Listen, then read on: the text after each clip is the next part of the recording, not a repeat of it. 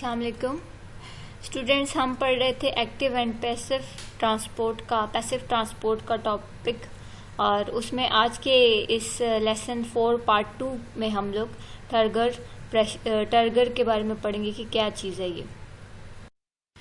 यहाँ पे जी है टर्गर। तो टर्गर पढ़ते हैं कि क्या है टर्गर मूवमेंट, टर्गर क्या चीज़ है। We know that when a plant cell is surrounded by water or hypotonic solution, the water move into the cell vacuole by osmosis. The vacuole increase in size and pushes the cell content against the cell wall. अच्छा, होता ही है कि आपको मैंने बता दिया कि जब सेल के अंदर सॉल्यूट की कंसंट्रेशन ज़्यादा होती है, जब हाइपोटोनिक सॉल्यूशन जो है वो इर्द गिर्द मौजूद होता है प्लांट सेल के, यानी कि जहाँ पे सॉल्यूट की कंसंट्रेशन कम होती है तो पानी सेल के अंदर जाता है। जब पानी सेल के अंदर ज़्यादा चला जाता है ऑस्मोसिस के ज़रिए, तो क्या होता है कि वैक्यूल बड़ा हो जाता है। ठीक है, प्लांट के अंदर पानी के लिए एक वैक्यूल है, वो बड़ा हो जाता है। तो जब वो वैक्यूल बड़ा हो जाता है तो वो क्या करता है कि वो पुश करता है सेल के अंदर जितनी भी चीज़ें हैं उनको सेल वॉल की तरफ। ठीक है, ज़ाहिर बात है उसको स्पेस नहीं मिलती तो वो धक्का देता है बाकी चीज़ों को कि तुम लोग हटो, साइड पे हो जाओ, तो वो दबाव डालते हैं सेल वॉल के ऊपर। तो फिर जो है this pressure which is exerted by the cytoplasm against the cell wall is known as turgor pressure and the phenomena is called turgor. The turgid condition, the plant cell does not burst because the cell wall is strong and relatively inelastic. The importance of turgor in plant. अच्छा, जो जब क्या होता है कि इस तरह pressure exert होता है, साइटोप्लाज्म जो है वो दबाव डालता है सेल वॉल के ऊपर बाहर की तरफ, और इस प्रेशर को जो है आप क्या कहते हैं टर्गर प्रेशर, और इस फेनोमेना को जो ये अमल है इसको आप टर्गर कहते हैं। और ये जो है एक टर्जिट कंडीशन होती है, इसमें प्लांट का सेल फटता नहीं है क्योंकि इसकी सेल वॉल काफ़ी जो है वो मजबूत होती है और इलास्टिक होती है, इलास्टिक होती है। ठीक है, तो इसकी इम्पोर्टेंस जी प्लांट में क्या है, वो ये है कि it play an important role in maintaining the shape of the plant. जो प्लांट की शेप होती है वो भी इसकी वजह से मेंटेन रहती है।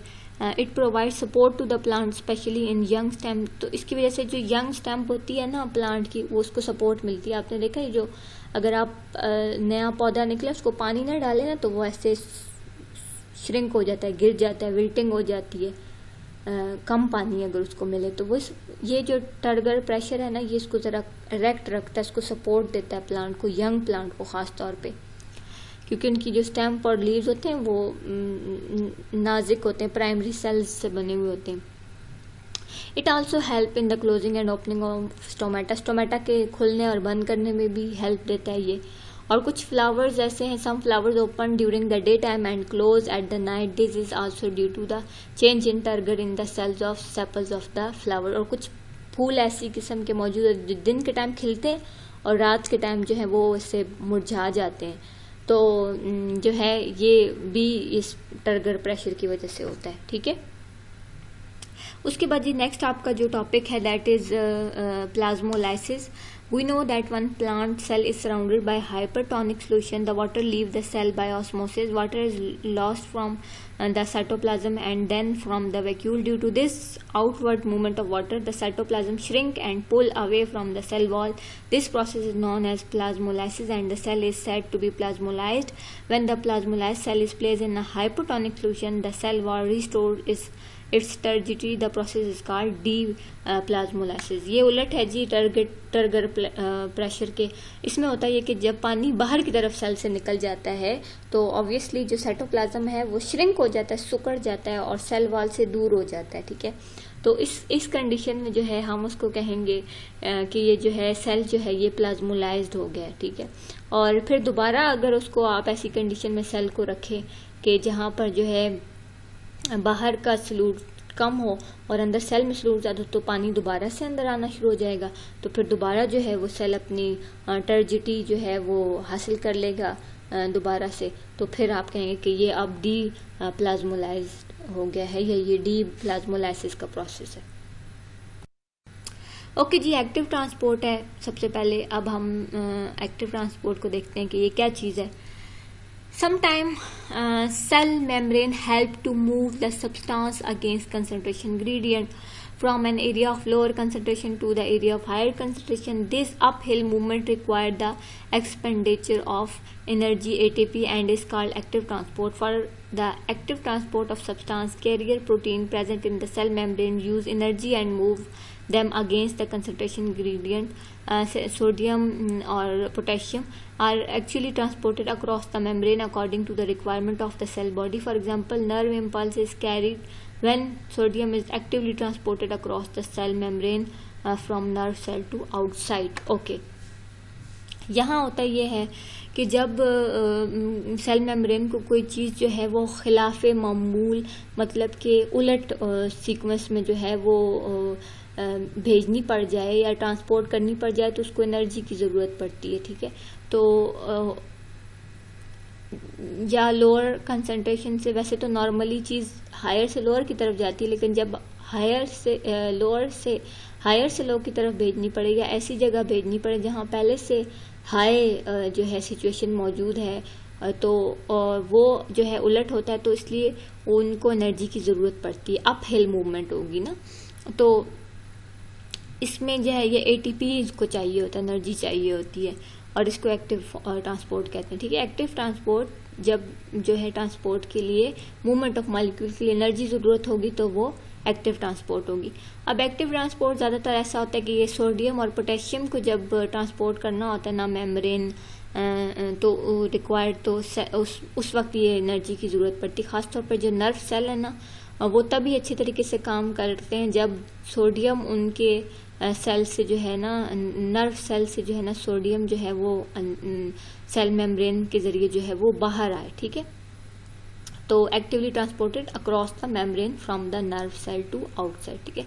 जब ये गुजरता है सेल मेम्ब्रेन से सोडियम तभी वो सही से काम करते हैं, तो इस वजह से इसको एक्टिव ट्रांसपोर्ट कहा जाता है क्योंकि एनर्जी इसको ज़रूरत पड़ती है, ठीक है। तो ये कैरियर प्रोटीन ही मदद करते हैं इस काम के लिए। एक्टिव ट्रांसपोर्ट में कैरियर प्रोटीन की मदद की ज़रूरत होती है, कैरियर प्रोटीन के बगैर ये नहीं होता, ठीक है।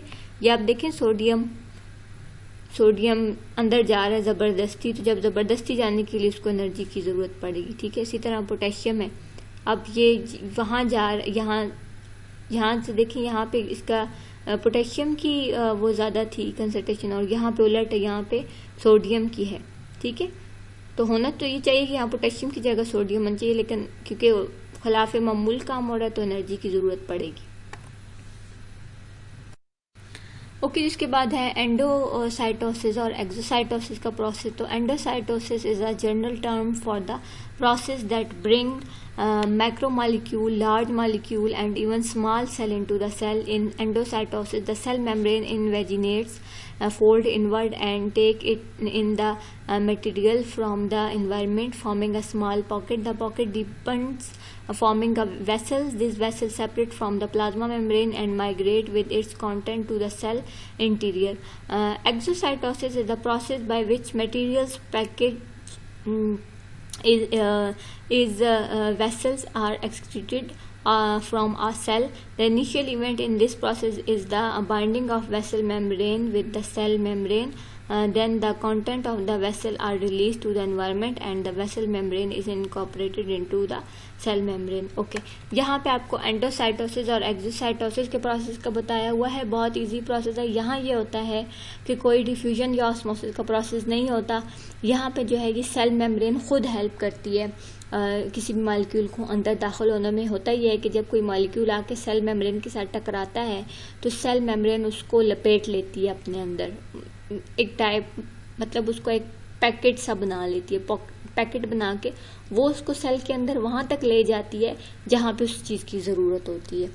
खुद मॉलिक्यूल अकेला जो है वो गुजर के नहीं आता, बल्कि मेम्ब्रेन उसको जो है पैकेट सा बना के अपने अंदर लपूट के लेके जाती है वहाँ पर जहाँ पे उस मॉलिक्यूल की ज़रूरत हो। तो जब वो अंदर लेकर आती तो उसको एंडोसाइटोसिस कहते हैं। और यही प्रोसेस जब किसी सेल के जो अंदर के ऑर्गेनेली का प्रोसेस होता है वो अगर अपनी मेम्ब्रेन में जो है वो मॉलिक्यूल को पैक करके बाहर वाली सेल मेम्ब्रेन तक लेके जाए तो फिर उसको जो है वो एक्सोसाइटोसिस का कहेंगे। वो फिर मॉलिक्यूल बाहर निकल जाता है और जो मेम्ब्रेन है वो दोबारा वहीं पर शामिल हो जाती है अपनी जगह पर, ठीक है।